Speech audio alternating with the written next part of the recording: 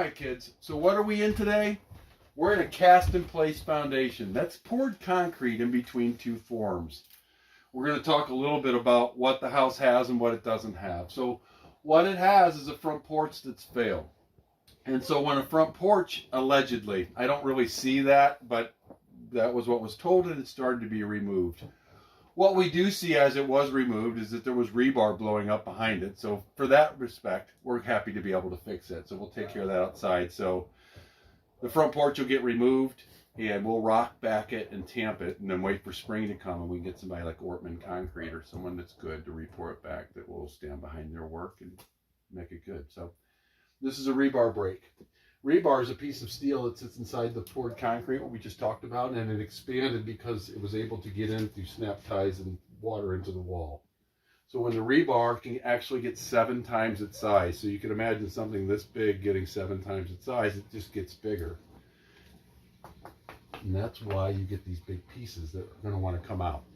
So we'll take them out, we'll remove the rebar when it's completely exposed and damaged, and other places we'll treat it. As we come over here, and this is the garage side of the house over here. Load-bearing walls are front and rear. We don't have as big action on this side. There's this spot that's going to come out, but most of this will just be injection followed by carbon and not buildup. The front wall itself, though, we have a little push to the right of the front porch.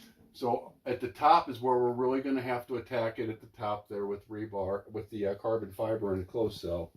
And then this diagonal also will be injected, and then carbon fiber will follow it. No more flex steel. And the reason I say that is that water comes right to a repair and then sits in the wall and kills the wall off. So when that stuff, you think it's working, it's killing the house off worse. As we come over here, this is the other side of the front wall. There's the rest of our cracking component at the top. We're going to go ahead and follow this section here, and you can see where the second truck poured out. That's a cold joint there. So we'll inject this carbon cold joint. And then as we go to the corner, there's another diagonal here, and we're going to get carbon on that. And we're going to get carbon on that. So as we make our way around, the rebar break starts to pick up just this side of the window and head to the back. Back wall's in a little tougher shape than the front. That's okay.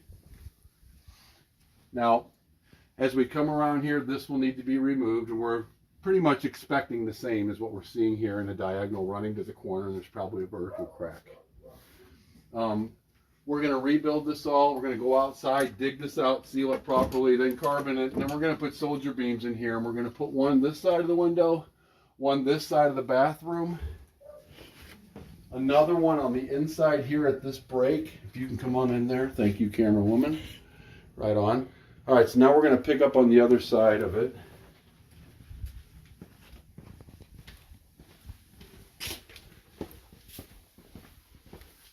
Let's talk about the crack in the floor real quick. The floor has nothing to do with the foundation, so it's just heavy carpet. So don't let that bother you. I'm going to ask a question. Does the basement wet in the sense that water comes up from the floor? Okay, so normally I would be putting a drain tile system in all the way around this house. I don't think that's the case. I am going to have to put one in on the back wall, and we're going to come over here and we'll talk some more about it because I got to put beams in. What we've got to do then, that other beam's going to be on the inside of that situation. That's that closet room inside the bathroom. The other one, then, we're going to flank this side of the ductwork. Then this crack we're going to hit with carbon. And then we're going to go ahead and stick the other beam right here. So now our back wall's gold forever and ever, amen. The only thing we would worry about is if that addition started to sink, and everything's been done now to make sure that that's not going to happen. And we've talked about maybe a new gutter over there, but that's the only thing outside that would need to be done because everything is pitching away. The one downspout that's in that corner, we're going to redo that in PVC and bury it out in a way because I'm going to be putting a pump in the corner. The house isn't wet in a wet sense of things, but houses are built with drainage systems now, so we're going to put a partial one in where we've had to break the floor open to put the beams in on the rear wall. And God forbid, but if we ever had to add on to it, and you wound up with water coming up someplace else, then the system could just be added on to, and we could just do a full system like a new house would have in it. But I don't see any reason to spend your money that way right now. Let's do what needs to be done. So I'll send this bid with the drawings and this video with all the details that we're going to do, and we'll take care of this for you. Thank you.